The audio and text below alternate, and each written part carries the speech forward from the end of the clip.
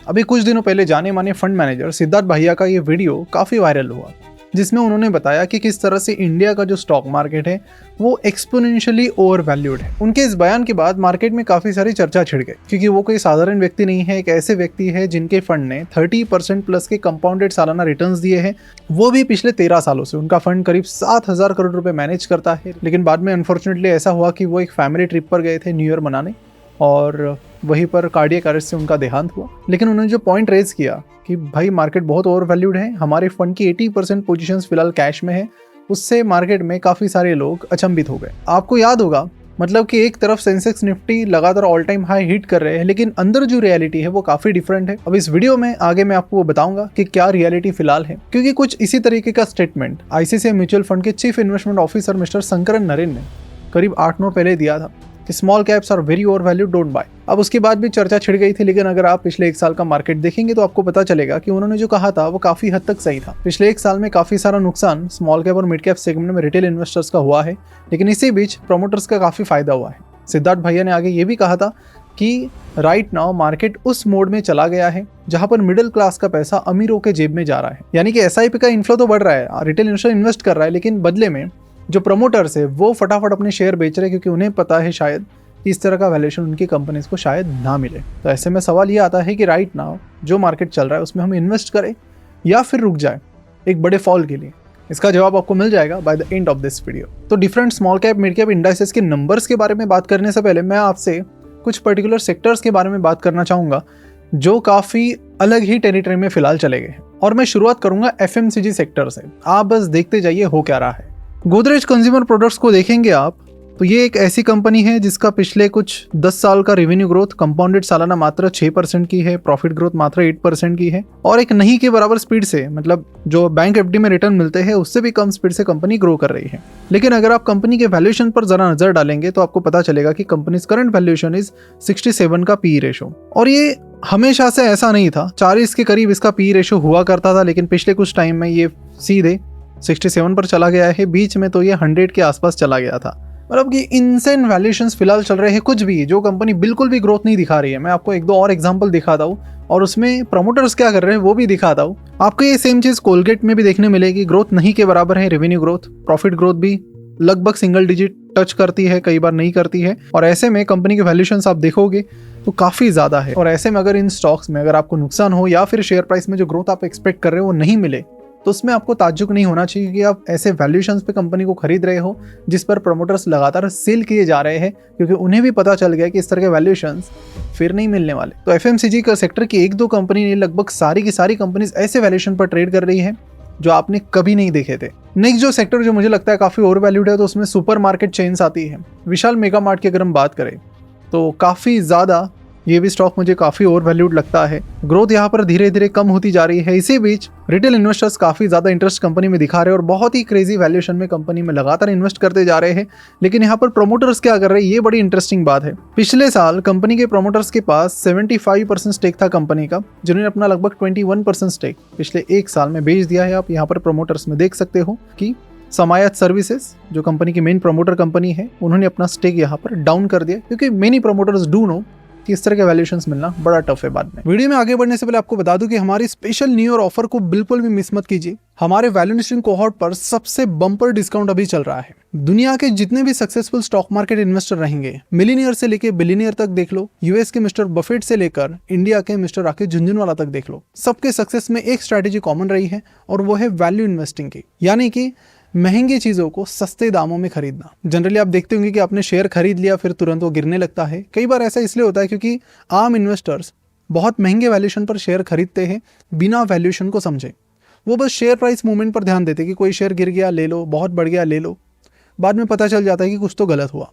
तो गलती वैल्यूएशन में होती है। अब जब बहुत सारे लोगों की इसकी रिक्वेस्ट आई तो हमने इस पर काम करना शुरू किया, तो पता चला कि इंडिया में ये कोई सिखाता ही नहीं है, जबकि यूएस जैसी कंट्रीज में कई सारे एवेन्यूज हैं इन चीज़ों को सीखने के। तो इस कोहॉर्ट में वैल्यू इन्वेस्टिंग की सातों के सातों स्ट्रैटेजीज आपको सीखने मिलती है, जिसमें सिगार बट जैसी बेसिक स्ट्रैटेजी से लेकर डीसीएफ जैसी एडवांस स्ट्रैटेजीज इंक्लूड है। तो इस गोल्डन अपॉर्चुनिटी को मिस मत कीजिए।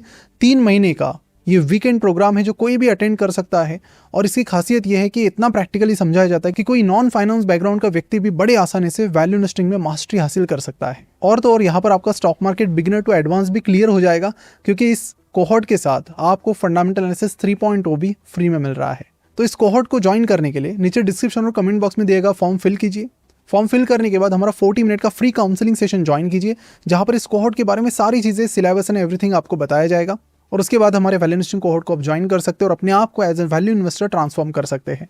तो स्पेशल डिस्काउंट को बिल्कुल भी मिस मत कीजिए। चलिए बढ़ते हैं वीडियो की तरफ। आपको मैं एक वर्लपूल का एग्जाम्पल बताता हूँ। तो कंज्यूमर ड्यूरेबल कंपनी है, ग्रोथ देखेंगे नहीं के बराबर अगेन ग्रोथ है, ना रेवेन्यू ग्रोथ है ना प्रॉफिट ग्रोथ है।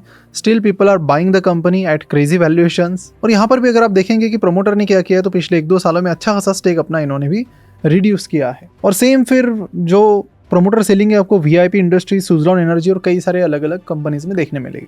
यानी हो बड़ा सिंपल रहा है कि इन्वेस्टर्स ताकत से पैसा इन्वेस्ट कर रहे हैं, वहीं पर प्रमोटर्स बेच रहे हैं। दोनों में से एक सही है। कौन सही है आपको थोड़े टाइम में पता चलेगा। उससे पहले मैं आपको कुछ डेटा फैक्टर्स बता देता हूँ। तो जैसे मिस्टर सिद्धार्थ भैया ने कहा कि मार्केट में रिटेल इन्वेस्टर्स का पैसा या फिर मिडिल क्लास का पैसा प्रमोटर्स के पास जा रहा है, क्योंकि वो हाई वैल्यूएशंस पर बेच रहे हैं। तो इसके लिए हमने कुछ डेटा देखा, तो हमें पता चला कि जहाँ पर 2018 से अब तक जो SIP यानी सिस्टमैटिक इन्वेस्टमेंट प्लान है, उनकी ग्रोथ लगभग 16% CAGR से हो रही है। वहीं पर प्रमोटर जो सेल हो रहा है, प्रमोटर जो अपने शेयर सेल कर रहे हैं, उसकी जो ग्रोथ है वो 23% CAGR से हो रही है। रिकॉर्ड ब्रेकिंग प्रमोटर सेलिंग पिछले फाइनेंशियल ईयर में हुई है, लगभग 1.5 लाख करोड़ की।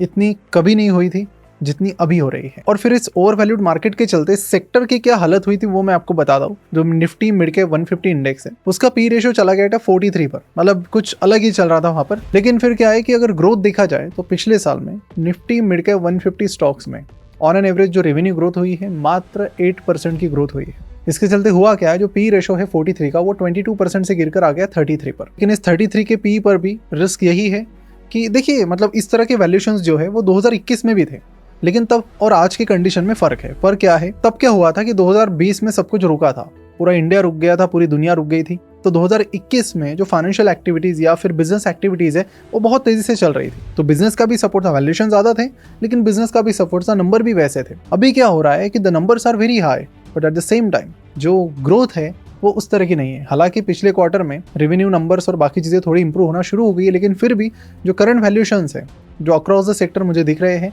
उसमें कई सारी कंपनीज, मतलब ये ऐसी सिचुएशन नहीं कि सारे के सारे स्टॉक्स ओवर वैल्यूड है, लेकिन majority stocks are overvalued right now. Same चीज़ आपको निफ्टी स्मॉल कैप 250 में दिखेगी कि यहाँ पर भी जो रेवेन्यू ग्रोथ है, मतलब स्मॉल कैप में हम जनरली एक्सपेक्ट करते हैं कि बहुत ही फास्ट ग्रोथ होनी चाहिए, 20-25% की ग्रोथ होनी चाहिए, एटलीस्ट 17-18% की तो होनी चाहिए। वहाँ पर भी पिछले एक साल में मात्र 8% की ग्रोथ है। तो बिजनेस एक्टिविटी ज़रूर स्लो डाउन हो चुकी है और ऐसे में आप लगातार उन कंपनीज पर वेट करेंगे, कंसिडरिंग कि ये बहुत ज़्यादा बिजनेस ग्रोथ दे रही है, तो इसमें किसी भी वैल्यूएशन पर खरीद लेते हैं। तो आपको बता दूं कि बिजनेस नंबर्स वैसे नहीं आ रहे हैं ऑन एन एवरेज जैसे आया करते थे। कुछ लिमिटेड सेक्टर्स हैं जहाँ पर बिजनेस नंबर्स बहुत अच्छे हैं और बाकी कई सारे सेक्टर्स में मार्केट एक्टिविटी वैल्यूएशन बहुत ज़्यादा हो गया, लेकिन पीछे कुछ ज़्यादा खास ग्रोथ नहीं निकल के आ रही है। और फिर ऐसे में होगा ये कि एक टाइम आएगा ज़रूर कि धीरे धीरे वैल्यूएशन फेयर वैल्यूएशन की तरफ चले जाएंगे और ऐसे में शेयर प्राइस ऐसी गिरेगी कि आप सीधे मार्केट से ही बाहर हो सकते हैं। किसी भी कंडीशन में मार्केट में इन्वेस्ट करने से पहले उसमें आपको वैल्यूएशन देखना ही होगा। तो करंटली क्या करना चाहिए, ये भी एक बड़ा सवाल आता है। तो फिलहाल मेरी एडवाइस ये रहेगी कि आप जो छाछ है वो फूक फूक के पीजिए, क्योंकि मार्केट में ओवर वैल्यूड ज़्यादा और अंडर वैल्यूड काफ़ी कम अपॉर्चुनिटीज़ हैं। और ये जो 2026 है, इसमें अगर मार्केट में और ज़्यादा थोड़ा फॉल आपको देखने मिलता है और सही वैल्यूएशन पर कंपनीज आपको मिलती है, क्योंकि देखिए इसी तरह की चीज़ें लोगों ने की। देखिए 2024 का तो ऐसा मार्केट था कि इसमें अंडर वैल्यूड मिलना वाज ऑलमोस्ट इम्पॉसिबल। कुछ इस तरह की सिचुएशन थे, तो लोगों ने क्या सोचा कि वैल्यू इन्वेस्टिंग हम साइड में छोड़ देते हैं, ग्रोथ इन्वेस्टिंग की तरफ भागते हैं। ग्रोथ इन्वेस्टिंग क्या कहती है कि जो कंपनी फास्ट ग्रोथ कर रही है उसमें इन्वेस्ट करो, ऐसा लोगों ने सोचा। तो इन्होंने ट्रेंड को पकड़ा। For example, now trend was growing very fast. Trend की अगर ग्रोथ देखे जो जुडियो चलाती है, द कंपनी जिसका आप टी शर्ट लेते तो और 10 लोग आपको मिलते हैं सिटी में सेम टी शर्ट वाले, तो सेम जुडियो, उसकी ग्रोथ काफ़ी अच्छी है। अभी वो टियर 2 सिटीज़ में पेनिट्रेट कर रहे हैं, शायद टियर 3 में भी करेंगे। ग्रोथ इज़ फिनोमिनल, ग्रोथ के बारे में कोई डाउट नहीं है। But the point is like जो कंपनी 30-40% से ग्रो कर रही थी उसका पी रेशो चला गया था 200 के करीब। मैं 1 साल पहले की बात कर रहा हूँ। लोगों ने फिर भी इन्वेस्ट किया सोच के कि धंधा बढ़ रहा है तो इन्वेस्ट करते हैं, वैल्यूएशन रखते साइड में। आज 1 साल बाद सिचुएशन ये है कि the stock is down by 40%, 40% का नुकसान यहाँ पर हुआ है। सेम चीज़ जब ये डिफेंस का हो गया तो डिफेंस जब युद्ध हुआ भारत पाकिस्तान के बीच जो चल रहा है, उससे पहले भी जो डिफेंस बूम आया तब भी लोगों ने बहुत सारी डिफेंस कंपनी में इन्वेस्ट किया, ऐसे वैल्यूएशन में किया जो काफ़ी ओवर वैल्यूड थे। ड्रोनाचार्य जैसी कंपनी ने तो फ्रॉड करके लोगों को फंसाया भी उसका फ़ायदा लेके। और इसी तरह फिर कॉन्ट्रैक्ट मैन्युफैक्चरिंग का बूम आया, वहाँ पर भी डिक्सॉन जैसी कंपनीज में लोगों ने इन्वेस्ट किया। अगेन डिक्सॉन की बात करेंगे, आप यहाँ पर देख सकते हो द नंबर्स आर फैंसी, 40, 50, 60, 70% की ग्रोथ है कंपाउंडेड सालाना, phenomenal numbers, everything is great, but the kind of valuation the company was trading was quite high. हुआ उसका अंजाम ये कि कंपनी की शेयर प्राइस पिछले कुछ टाइम में अच्छी खासी गिरी है, एंड बस पिछले एक साल में the stock is down by 33%। तो ये एक लर्निंग है कि अगर आप किसी भी ऑड रैंडम वैल्यूएशन पर अच्छे से अच्छा स्टॉक लोगे तो आपको नुकसान नहीं होगा। तो वॉरेन बफेट बहुत बढ़िया तरीके से इसे कहते हैं, far better to buy a wonderful company at a fair valuation than a fair company at a wonderful price. और इसी के चलते कई सारे जो फंड मैनेजर्स हैं, लेजेंडरी फंड मैनेजर्स, जिसमें से एक है mister Parag Parikh flexi cap fund के राजीव ठक्कर। तो रिसेंट अगर कुछ न्यूज़ का डेटा देखा जाए तो उनका कुछ 2 साल पहले कैश पोर्शन हुआ करता था 12-13% का फंड में, जो अभी 23-24% पर चला गया है। यानी कि everybody is moving to little bit of cash, because market में अपॉर्चुनिटीज़ की थोड़ी कमी है। कमी इसलिए क्योंकि मार्केट में वैल्यूएशंस कई सारे स्टॉक्स का काफ़ी ज़्यादा है।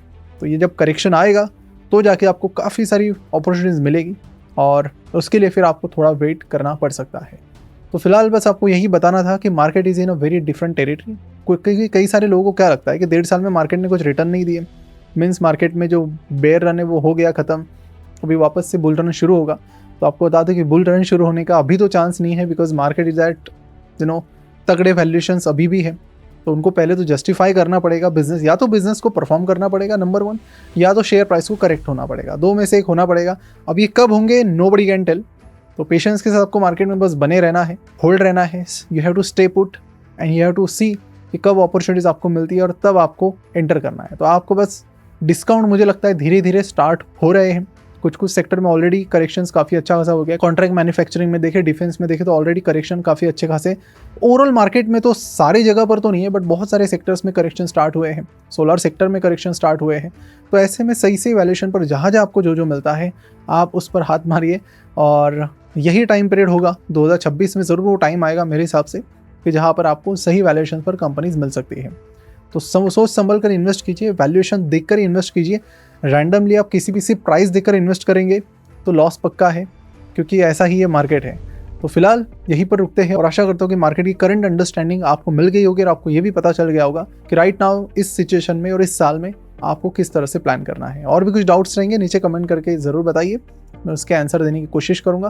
फिलहाल यहीं पर रुकते और जाते थे हमारे वैल्यू इन्वेस्टिंग कोहॉर्ट को जरूर चेकआउट कीजिए। न्यूयॉर्क में बहुत धमाकेदार ऑफर वहां पर चल रही है, बाद में आपको कभी नहीं मिलेगी। लिंक आपको नीचे डिस्क्रिप्शन और कमेंट बॉक्स में मिल जाएगी। So see you there in the value investing cohort.